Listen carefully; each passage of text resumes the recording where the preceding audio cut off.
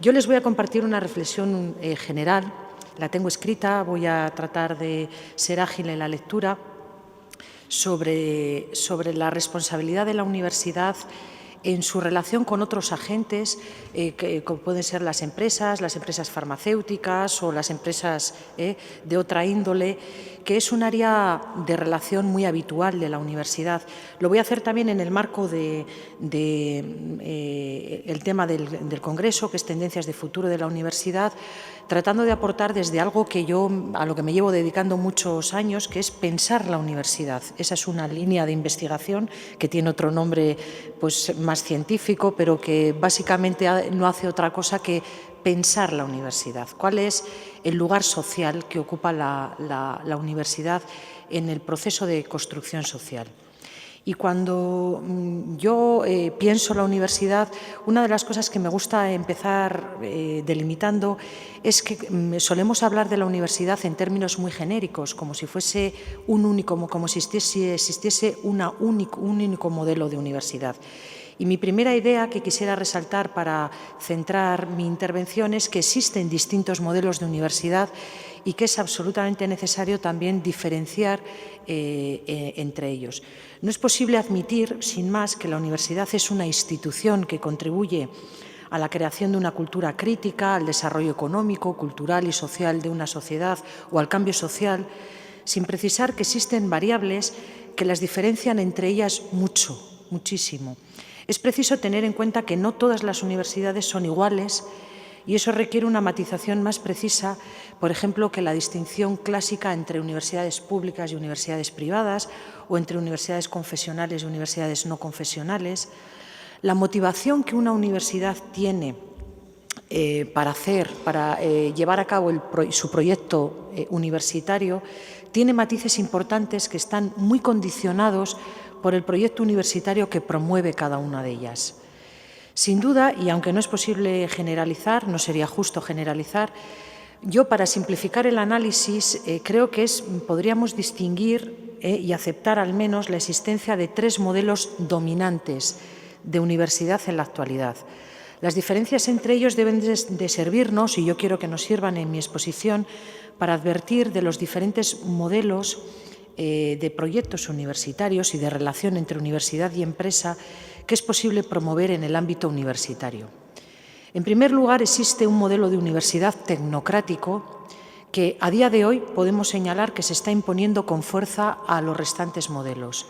Su misión, la misión de estas universidades, consiste en la formación de las élites políticas y económicas, así como de profesionales de alta cualificación para el funcionamiento y desarrollo del modelo productivo capitalista.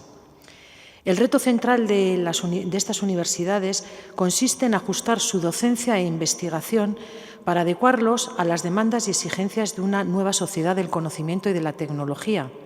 Todo ello requiere de un concreto marco de relaciones con las empresas y los gestores del mercado laboral. Este tipo de universidad se inscribe y reproduce las características de las instituciones propias del llamado capitalismo académico, atentas a las fluctuaciones y demandas del mercado, así como a los cambios de la opinión pública y el entorno político. Muchas de las críticas, por ejemplo, que se le hacen a la universidad sobre la mercantilización del conocimiento que se dirigen a este modelo de universidad surgen precisamente de su capacidad de adaptación a las presiones económicas y políticas de un entorno neoliberal que, en el juicio de algunos, dificultan su tarea para producir libremente conocimiento. Las bases sobre las que asiente su ambición por su relación con las empresas estarán fuertemente impregnadas por esa cultura hegemónica de una sociedad capitalista, una sociedad conservadora, individualista y tecnocrática. Y este es un modelo de universidad dominante en Estados Unidos, claramente, y en el contexto también europeo, pues también. Por otro lado, existe también un modelo humanista y liberal social que surge y se desarrolla principalmente hace tiempo y de manera clásica en algunas universidades europeas y también estadounidenses, sobre la base de una alta cultura humanística como eje central de la formación de las élites profesionales, sociales, culturales, políticas y económicas de un país. Este modelo destaca por su aguda crítica a la mercantilización y el tecnocratismo y pone el acento pues, en una formación humanística, culta y filantrópica. Este modelo se fragua al albur de la tradición ilustrada y un número considerable de sus aspiraciones, todas las que alberga, se inspiran precisamente en esa tradición ilustrada, así como en Estados Unidos en la de los padres fundadores de la tradición norteamericana. En la actualidad, Martha Nussbaum es quien más énfasis ha hecho en el fundamento crítico que debe tener este tipo de universidad, valiéndose pues, de toda esa tradición filosófica que arranca con los sofistas y con Sócrates. Esa educación liberal tiene una dilatada y conocida trayectoria que pone de manifiesto su relación, por ejemplo, con toda la educación democrática, que recupera, por ejemplo, el concepto socrático de la vida examinada, la idea aristotélica sobre la formación de la ciudadanía reflexiva y cómo una universidad tiene que preparar precisamente para eso, toda esa perspectiva estoica de la ciudadanía cosmopolita, la responsabilidad de la universidad en la formación de ciudadanos para un mundo como personas bien educadas. Una educación, en definitiva, que cultiva al ser humano en su totalidad para ejercer las funciones de la ciudadanía. Este es otro modelo de universidad que no es tan dominante como el primero, pero que también lo podríamos identificar. Y por otro lado existen también otro modelo de universidades que es un modelo liberador y transformador.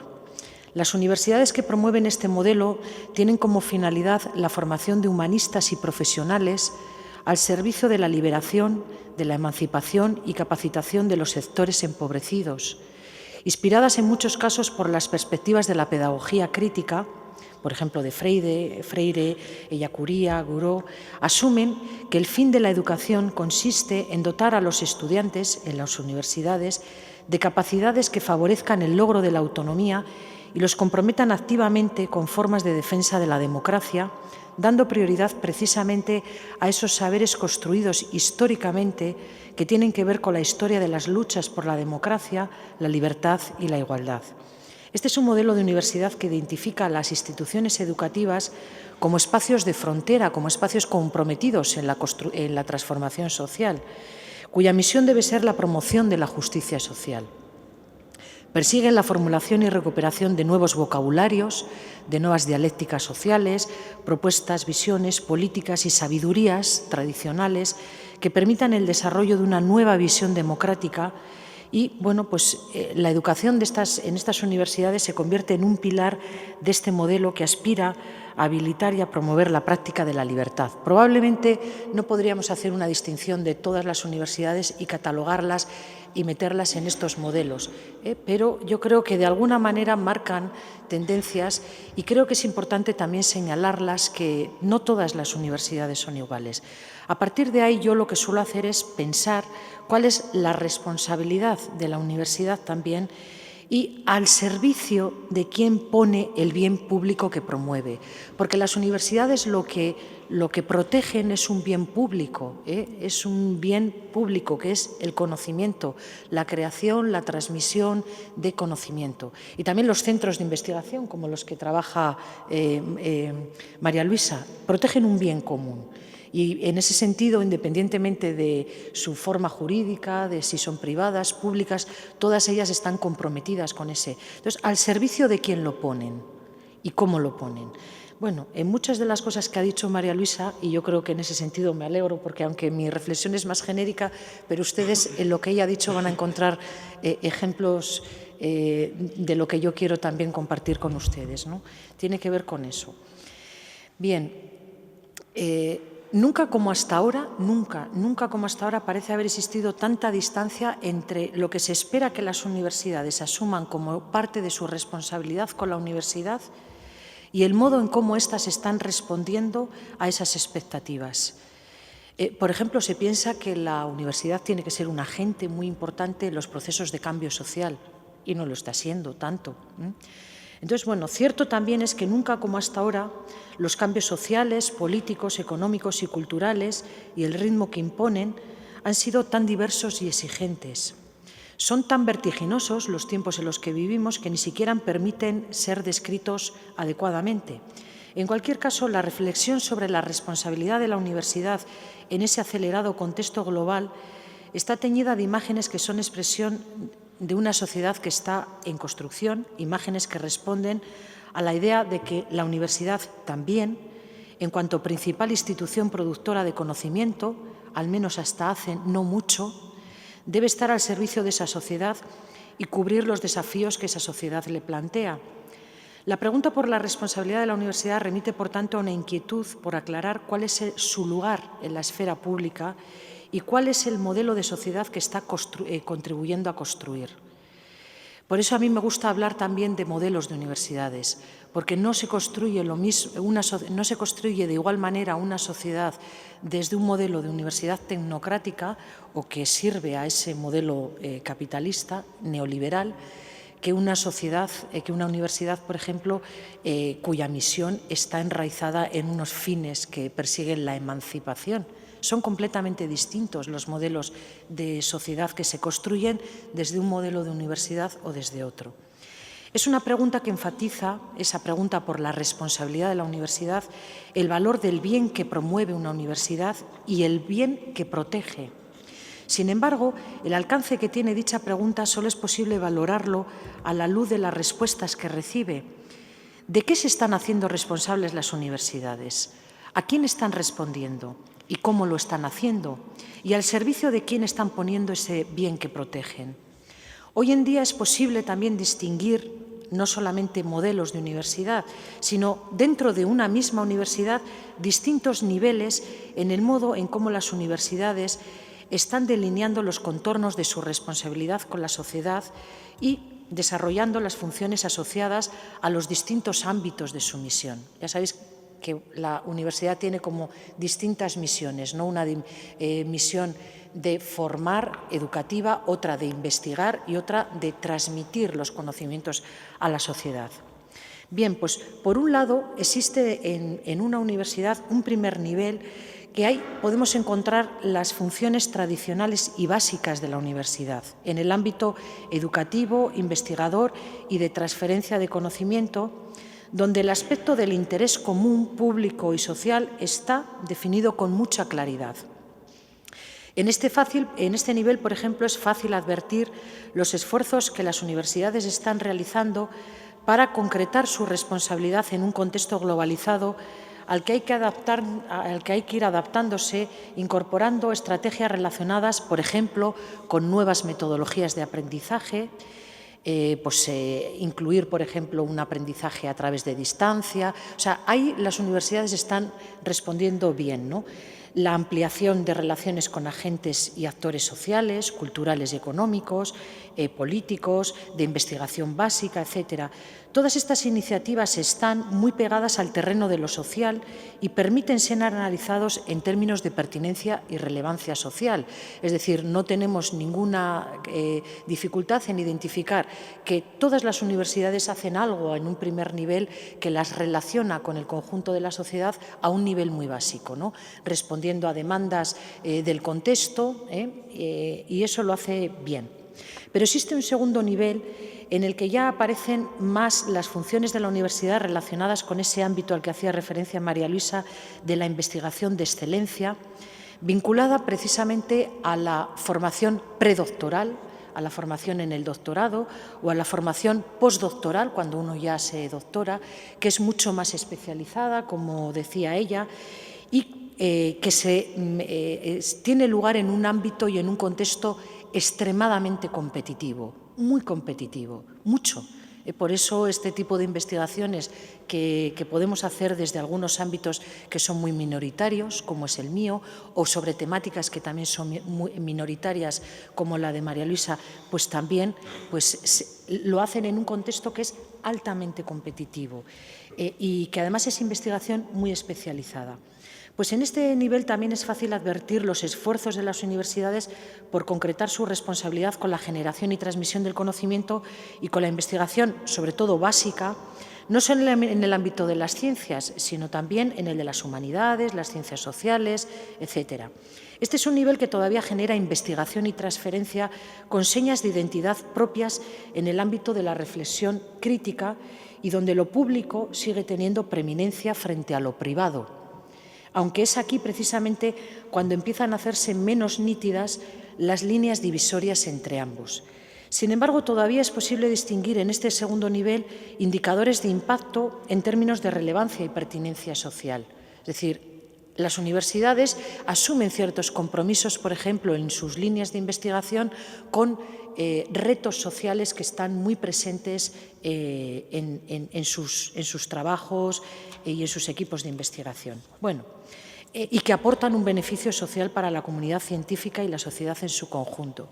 Pero existe también, y es cada vez más fácil identificar, un tercer nivel en el que ya aparecen las funciones de la universidad directamente vinculada con la prestación de servicios mercantiles a agentes privados de la esfera económica, en su relación, por ejemplo, con las empresas y obedeciendo a demandas muy específicas y a contratos muy específicos que les hacen los distintos agentes privados de la esfera económica. Estas son reconocidas como funciones de oportunidad de la universidad porque le permiten también aumentar sus ingresos y que surgen como una demanda explícita a la que hay que dar una respuesta en el corto plazo, en muy corto plazo, no son investigaciones a largo plazo, sino que son a corto plazo, desde un enfoque muy aplicado y un impacto muy inmediato. En este nivel, los resultados de estos procesos son apropiables, es decir, pertenecen a alguien. Y de ahí que sea más fácil precisar el alcance de esta prestación en términos de bien público. Aquí la ambivalencia entre la producción de servicios mercantiles y de servicios públicos plantea obstáculos de alcance que obliga a la universidad a planificar y diferenciar bien estos ámbitos de actuación en su estrategia institucional. Bien, pues teniendo en cuenta la tendencia de las universidades en cada uno de estos niveles, conviene decir que es importante definir bien la preeminencia en el conjunto de un proyecto universitario, la importancia que están teniendo cada uno de esos niveles. Ciertamente no es la misma la responsabilidad de la universidad con la sociedad en uno u otro nivel. Cada una de ellas demanda de la universidad respuestas distintas. El problema surge cuando las fronteras entre esos niveles no son claras y alguno de ellos condiciona sustancialmente a los restantes. Y lo que parece estar advirtiendo el discurso sobre la responsabilidad de la universidad es precisamente que los criterios de ese tercer nivel, más mercantil, más cercanos a la naturaleza empresarial, se está convirtiendo en el principal y único patrón de medida de toda la estrategia universitaria, llegando a afectar incluso tanto a su autonomía como a su propio gobierno. La responsabilidad de las universidades consiste en los dos primeros niveles en contribuir al desarrollo económico, social y cultural de nuestras sociedades, en generar nuevos saberes a través de la investigación y a transmitirlos adecuadamente. La universidad influye de manera radical en la sociedad y por eso es responsable de canalizar esa influencia con una clara orientación transformadora hacia los ámbitos de vulnerabilidad social y económica presente en nuestras sociedades. Lo viene haciendo desde su misma constitución como institución de educación superior. De ahí que sea preciso reconocer y recordarnos su valor transformador. Es precisamente este valor transformador que principalmente se rescata de los dos primeros niveles de la responsabilidad que he tratado de señalar, quien concede más legitimidad al lugar social que la universidad ocupa. Sin embargo, bueno, pues ahí es donde nos surge la pregunta si realmente la universidad está manteniendo ese rol y esa tarea de ser un agente activo en la construcción de una sociedad justa, no lo olvidemos, o está más involucrado en su papel de productora y prestadora de servicios en el mercado del conocimiento. Es distinta. Yo les voy a dar algunos datos para finalizar mi intervención sobre cómo está la investigación en España, la investigación que se hace desde algunos centros en su relación con las empresas y cuál es la situación en este momento con respecto a algunas de esas cuestiones. Entonces, mi parte final de la intervención se va a centrar precisamente en hacer un análisis de cuál es la situación en España, un análisis general, de cómo está la situación en España con respecto a la investigación que se hace en los centros, en las universidades y en los centros de investigación públicos y qué incidencia eso tiene en su relación con las empresas.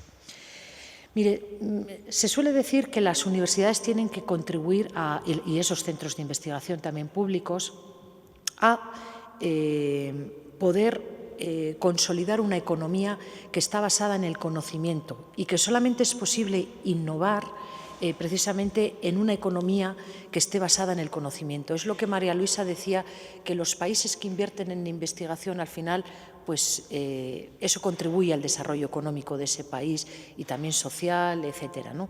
Pues transitar hacia una economía basada en el conocimiento y la innovación, o sea, conseguir todo eso, que es el objetivo central de todas las estrategias nacionales, europeas, y que son las únicas que nos dicen que así va a crecer un país, que así se va a crear empleo. Eso exige aumentar el impacto socioeconómico del conocimiento y la investigación generada tanto en los organismos públicos de investigación como en las universidades. La capacidad de las universidades para poner en valor y transferir el conocimiento generado, lo que investigan, por la investigación pública a todo ese entorno productivo, la llamada tercera misión, exige de la interacción eficaz de distintos agentes que conforman ese sistema económico, además de las universidades y los organismos públicos de investigación, que es donde se genera el conocimiento y se desarrolla la investigación, y además también de las empresas que utilizan dicho conocimiento para introducir innovaciones tecnológicas en forma de productos, de servicios o procesos nuevos o mejorados, también son absolutamente claves todas las otras estructuras distintas. Por ejemplo, en las universidades y en los centros, las oficinas de transferencia, que ayudan pero no tanto, o los centros tecnológicos también, que son los que facilitan y encauzan las relaciones entre las administraciones públicas, tanto estatales como territoriales, como con las empresas y demás, ¿no? Y con todas esas redes y esos sectores estratégicos para el desarrollo económico.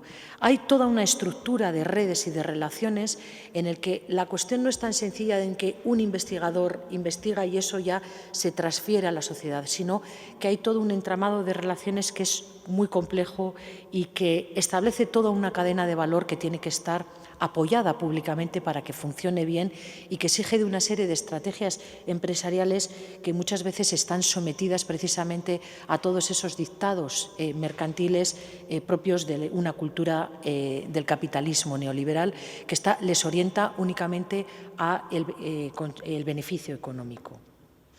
Bien, pues en España los vínculos entre las universidades y las empresas han sido tradicionalmente muy débiles, tremendamente débiles. Y a pesar de los avances registrados en los últimos años, continúan en niveles también muy débiles y muy inferiores a los registrados, por ejemplo, en los países de nuestro entorno europeo. Esta falta de vinculación entre la universidad y la industria es reflejo de dos culturas diferentes que muestran además las debilidades que existen entre esas dos culturas. Por un lado, la capacidad innovadora de las empresas españolas es muy limitada en comparación, por ejemplo, con los países de nuestro entorno, como revela la menor intensidad del gasto también que el Gobierno en España viene realizando en I+D y en innovación.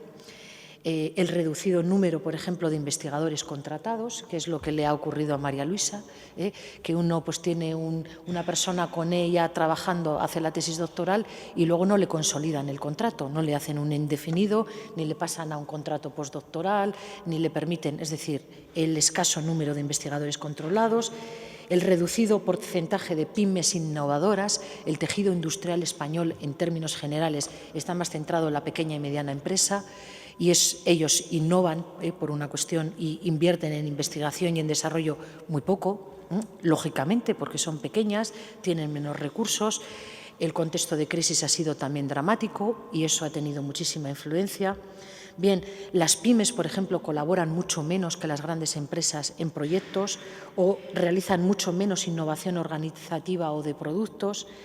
El insuficiente desarrollo también, por ejemplo, del mercado capital riesgo para las fases iniciales de proyectos empresariales, que hace falta que, por ejemplo, los bancos les arriesguen capital en esto, o la menor inversión en tecnologías de la información y la comunicación, o el reducido peso de la producción, el empleo y las exportaciones de alta tecnología. El contexto empresarial en España pues hace que todo lo que tiene que ver con las implicaciones en innovación, en investigación, desarrollo e innovación, sean limitadas por sus debilidades. Pero no son las únicas. Por otro lado, las universidades españolas se han centrado en garantizar un amplio acceso a la educación superior y han registrado importantes avances en cantidad y calidad de la investigación, aún en la última etapa de ajuste presupuestario, pero siguen presentando importantes carencias en comparación con los países desarrollados, entre las que destacan, por ejemplo, la menor productividad de la investigación, la menor proyección y presencia internacional en sus diferentes facetas, por ejemplo, la poca capacidad de atracción de investigadores o de estudiantes extranjeros, la menor escasa movilidad de los investigadores y profesores, la limitada participación en proyectos internacionales de investigación, la mínima internacionalización de su oferta de posgrado, las debilidades de sus sistemas de gobernanza, por ejemplo, la rigidez de las estructuras de gestión universitaria que hacen muy compleja la investigación, o la falta de profesionalización de los órganos de gobierno de las universidades, la debilidad de los instrumentos de evaluación y rendición de cuentas, etcétera, etcétera. Existen también limitaciones estructurales importantes en la universidad para la cuestión que nos atañe. Y eso hace pues que los resultados de la investigación y la reducida orientación de la misma a las demandas sociales y productivas de las universidades se convierta en una debilidad importante, ¿no? La insuficiente demanda de las empresas a la universidad, porque se les demanda poca investigación, explican que las conexiones entre ambos espacios sigan siendo también reducidas, a pesar de haber registrado una evolución positiva en la última década. Basta con indicar, por ejemplo, que según la última encuesta europea de innovación que se hizo en 2012, el porcentaje de empresas innovadoras que cooperaron y se nutrieron de las universidades en España se situó únicamente en el 9%, sensiblemente por debajo del promedio europeo, muy sensiblemente por debajo del promedio europeo. Entonces, hay una insuficiente relación entre empresa y universidad, que se ha visto gravemente limitada por las cuestiones de la crisis económicas. Y solamente el 9% de las empresas, es decir, el 1,5% del total de empresas, colaboró en el periodo 2011-2013 con la universidad en materia de innovación. Y esos porcentajes son todavía mucho más llamativos en función del tamaño de la empresa. Concretamente, por ejemplo, entre las grandes empresas, la predisposición a colaborar con la universidad en innovación es notablemente superior que en las pymes, que es prácticamente nula, muy pequeña, muy pequeña. El grueso de las empresas que coopera con la universidad en España se concentra en las ramas, además, industriales de farmacia, química, material de transporte, metalurgia, productos informáticos, electrónicos y ópticos, material y equipo eléctrico y energía y agua. Y dentro de los servicios destacan las ramas de información y comunicaciones y todas las actividades profesionales, científicas y artísticas. Estos son los ámbitos en los que más se trabaja, pero existen otros muchos que son propios de las universidades, en los que los marcos de relaciones respecto a los ámbitos y posibles colaboraciones son inexistentes y muy difíciles, además, de definir. Por otro lado, la evolución de la financiación empresarial de la I+D de las universidades españolas mostró un significativo despegue desde 2004, pero se vio truncado con el inicio de la crisis y desde entonces no ha dejado de caer. El descenso de la financiación privada, es decir, las empresas cada vez dan menos dinero a las universidades para que investiguen, se une también a la reducción de los presupuestos públicos. Cada vez tenemos menos dinero para investigar, con lo cual esto refuerza muchísimo todas las limitaciones que puede haber en la investigación, tanto en la universidad como en los centros públicos de investigación. Digamos que este es un panorama general de cómo está esto en este momento, ¿no? Quisiera señalar algunos mecanismos de transferencia de conocimiento, es decir, cómo se relacionan las universidades y las empresas a la hora de transferir el conocimiento con todo ese entorno productivo. Existen muchas maneras de colaborar. Por un lado, están las vías para acceder al conocimiento experto, a través de la contratación de investigadores por parte de las empresas y de la movilidad de los mismos, de investigadores entre la universidad y el sector privado, o también mediante la contratación de I+D con las universidades, que incluye investigaciones, apoyo técnico, consultoría y servicios de laboratorio demandados directamente por las empresas, que es algunos de los ejemplos los ha puesto María Luisa. Por otro lado, también existe, por ejemplo, I+D colaborativa, normalmente apoyada con fondos públicos, es decir, la administración pública apoya que la universidad y la empresa trabajen juntas y se desarrolla por un centro de investigación público en colaboración con una empresa, donde el primero, el Centro Público de Investigación, comparte los resultados previos de la investigación y por eso María Luisa los puede publicar y las capacidades de los investigadores y la empresa colabora, por ejemplo, en el desarrollo de la prueba de concepto a cambio de una parte de los derechos de explotación sobre la invención o sobre la patente. Entonces, la empresa luego lo que hace es ver si es rentable y si es rentable colabora o no colabora. Existe también, por ejemplo, otro tipo de relación, que es cuando la propia empresa es la que realiza la prueba de concepto sobre una determinada invención que adquiere a un centro público de investigación. Y entonces aquí estaríamos ante los mecanismos formalizados de transferencia que implican la encapsulación, la protección, la propiedad intelectual e industrial y posterior comercialización de los resultados de la investigación a través de lo que son las licencias de tecnología, las patentes, ¿no? Las patentes, el know-how, el software, por ejemplo. Y por último están los propios investigadores universitarios, los propios investigadores que pueden decidir o implicarse en todo el proceso creando una empresa para explotar económicamente su producto, su investigación y que son las denominadas empresas de base tecnológica o las spin-off.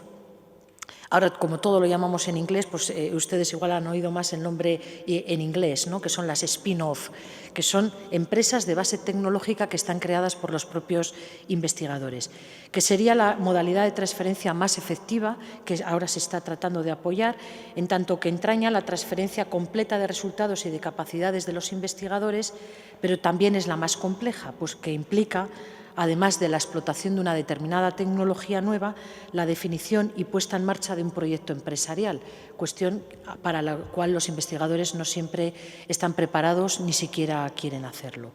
A partir de estos modelos de transferencia de conocimiento que he comentado, quisiera darles algunos datos sobre cómo está la situación en cada uno de ellos en España en este momento. En primer lugar, la contratación de investigadores por parte de empresas, y en particular la movilidad de personal investigador entre las universidades y las empresas. Este es un factor clave para establecer vínculos de colaboración, para facilitar los procesos de aprendizaje entre ambos sectores y aplicar y desarrollar el conocimiento científico y tecnológico. Pues bien, el número de investigadores contratados por las empresas, en equivalencia a jornada completa, experimentó un crecimiento sostenido desde 2000 hasta 2008, pero a partir de ese año su número no ha dejado de disminuir hasta situarse en números ridículos en 2013. No obstante, la pérdida de empleo entre el personal investigador en los últimos años ha sido mucho mayor en otros ámbitos, por ejemplo, como la enseñanza superior o también las administraciones públicas, lo que ha permitido que el porcentaje de investigadores que trabajan en las empresas parezca que haya repuntado un poco, ¿no? Pero con todo, ese ratio sigue estando sensiblemente por debajo de los promedios internacionales, evidenciando la debilidad relativa que en términos de innovación aún presenta el aparato productivo español. Concretamente, en 2011, las empresas españolas concentraban el 34% de investigadores frente, por ejemplo, a casi el 50% en la Unión Europea o casi el 60% registrado en la OCDE. Con el fin de incentivar la incorporación de doctores y tecnólogos a las empresas, la Administración Pública, la Administración Central, puso en marcha en 2001 el programa Torres Quevedo, que financia mediante subvenciones la contratación de doctores por empresas para el desarrollo de proyectos concretos de investigación industrial. Por eso les digo a ustedes que hay que verlo siempre dentro de un sistema, o sea, es decir, no solamente ver qué hace la universidad y la empresa, sino también ver qué ha hecho el Gobierno, qué hacen las administraciones públicas. Entonces, bueno, existen programas, por ejemplo, o por ejemplo, existen también ventajas a la hora de la contratación, ¿no? Pues bonificaciones, por ejemplo, en las cuotas de la Seguridad Social para la contratación de personal investigador, pero bueno, eso cada vez se está limitando más también. O existe, por ejemplo, también la puesta en marcha de nuevos programas doctorales que se llaman los doctorados industriales, que hace que un investigador, un doctor, esté haciendo su tesis doctoral, pero la está desarrollando para una determinada empresa, ¿no? Entonces, bueno, a eso lo que hace es que se combina la supervisión académica de la tesis con la tutoría que facilitan las empresas. Y estos son también modelos. Bueno, pues el Gobierno también está, digamos, que incentivando todas estas líneas. En esta línea resulta positivo valorar, junto con los méritos tradicionales, las actividades de transferencia tecnológica y colaboración empresarial que está realizando el personal docente e investigador de las universidades a través, por ejemplo, de efectivos desarrollos de la carrera profesional, o sea, el reconocimiento dentro de lo que es la carrera investigadora de este tipo de modalidades. Hasta ahora, por ejemplo, una de las cosas que más te permitía la promoción en tu carrera profesional en la universidad es tener muchos artículos publicados en esas revistas de alto impacto a las que hacía referencia María Luisa, ¿no?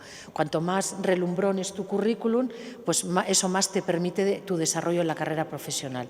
Bueno, pues las universidades ahora están empezando a también valorar otro tipo de desarrollos en la carrera profesional que implican también este tipo de actividades. Hasta ahora esto no ha ocurrido y se está haciendo de una manera todavía pues muy tibia, o sea, pero bueno, pues se empieza a reconocer que no solamente es importante publicar en revistas relumbronas, sino hacer también este tipo de investigación. Quienes lo hacemos, y yo creo que aquí María Luisa me puede decir, podemos señalar que esto se está haciendo muy lentamente, muy lentamente. Es más importante, por ejemplo, a mí me valoran mucho más si estoy haciendo. Nosotros hicimos una publicación sobre víctimas del terrorismo en el País Vasco y a mí me sirve más para el desarrollo de mi carrera profesional que eso se publique en inglés y en una revista en Australia, que, por ejemplo, pues que lo publique una fundación del País Vasco que tiene fondos y que lo va a difundir entre la comunidad vasca, pero que como no tiene ningún tipo de impacto ni está indexado, pues no me sirve, como dicen mis compañeros, para nada. No pierdas el tiempo en eso.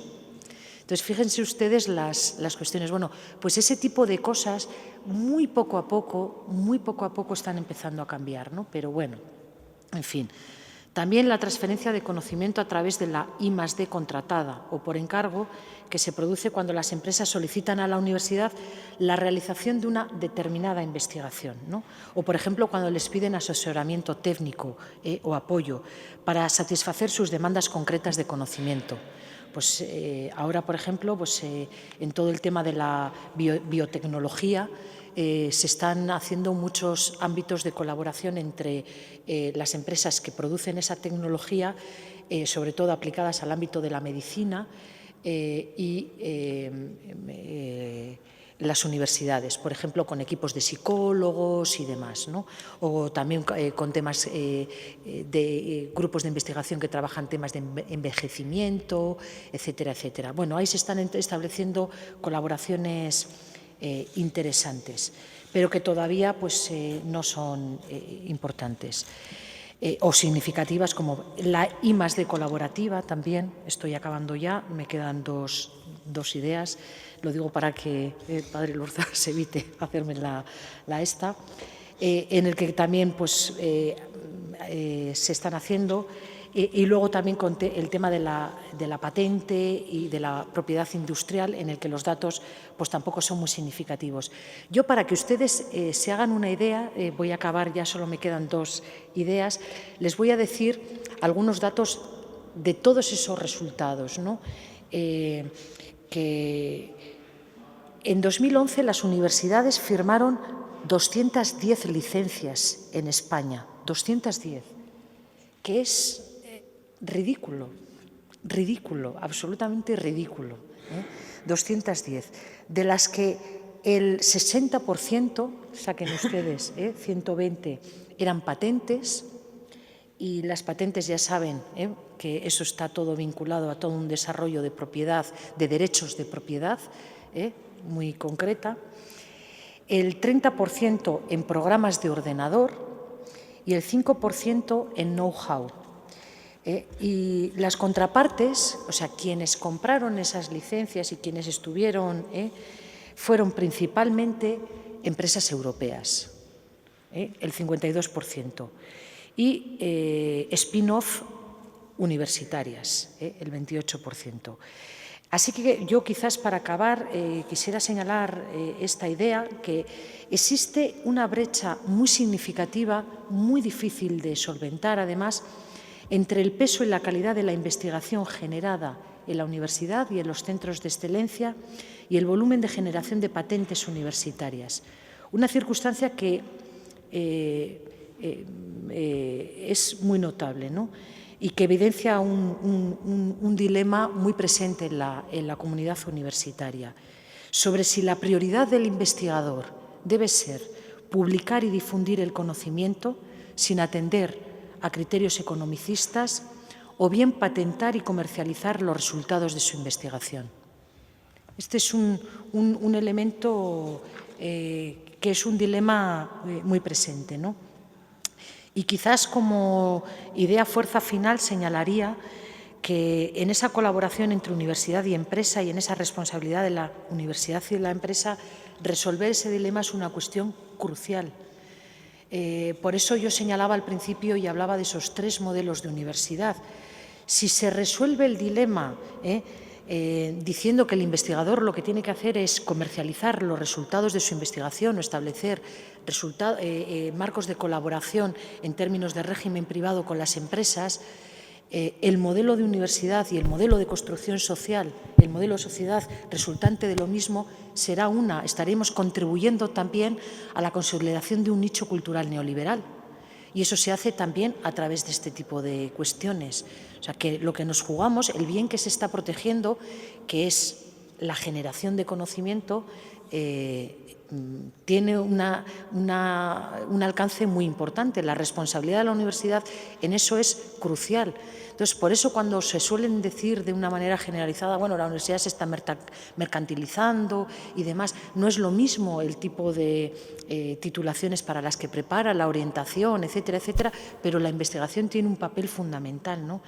Que el publicar y difundir el conocimiento, por ejemplo, pues a través de vías de acceso abierto, de open access, que es, por ejemplo, lo que obliga a la Unión Europea en todos los proyectos europeos, en el que, bueno, pues todo ese tipo de cuestiones.